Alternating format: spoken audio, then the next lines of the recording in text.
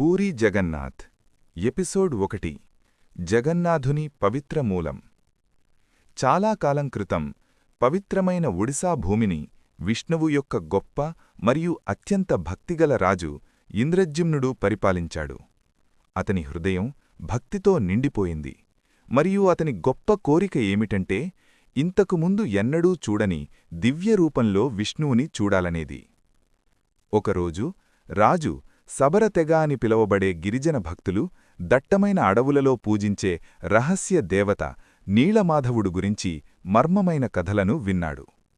నీలమాధవుడు స్వయంగా వ్యక్తమై దైవిక శక్తిని ప్రసరింపజేశాడని చెప్పబడింది. ఈ పవిత్ర రూపాన్ని చూడాలని నిశ్చయించుకున్న ఇంద్రజిమ్నుడు తన విశ్వసనీయ పూజారి విద్యాపతిని దాచిన దేవతను కనుగొనడానికి ప్రమాదకరమైన ప్రయాణంలో పంపాడు. అనేక కష్టాల తరువాత విద్యాపతి అడవికి చేరుకొని శబర అధిపతి విశ్వవాసు నమ్మకాన్ని సంపాదించాడు. అయితే అధిపతి నీలమాధవుడి స్థానాన్ని రహస్యంగా ఉంచాడు.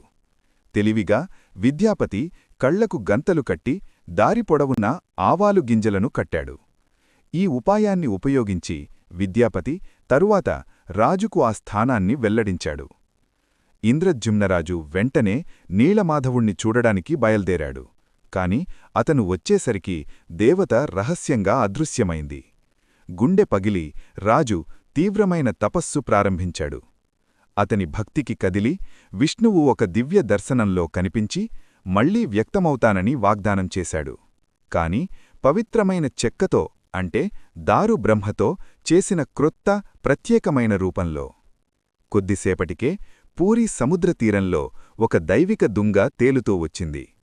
ఆ దేవతను ఒక దైవిక శిల్పి చెక్కాలని విష్ణువు ఆదేశించాడు. రోజులు గడిచాయి. ఆలయం నిశ్శబ్దంగా నిండిపోయింది. రాణి హృదయంలోకి సందేహం తొంగిచూసింది. ఏదో తప్పు జరిగిందని భయపడి తలుపు తెరవబడింది. వడ్రంగి వెంటనే అదృశ్యమయ్యాడు. లోపల జగన్నాథుడు, బలభద్రుడు మరియు సుభద్రల అసంపూర్ణమైన కాని దివ్యరూపాలు ఉన్నాయి. చేతులు కాళ్ళు లేకుండా కాని దైవిక ఉనికితో ప్రకాశిస్తూ ఉన్నాయి. Thank you for watching. Please do like, share, and subscribe to the Devotional Explorer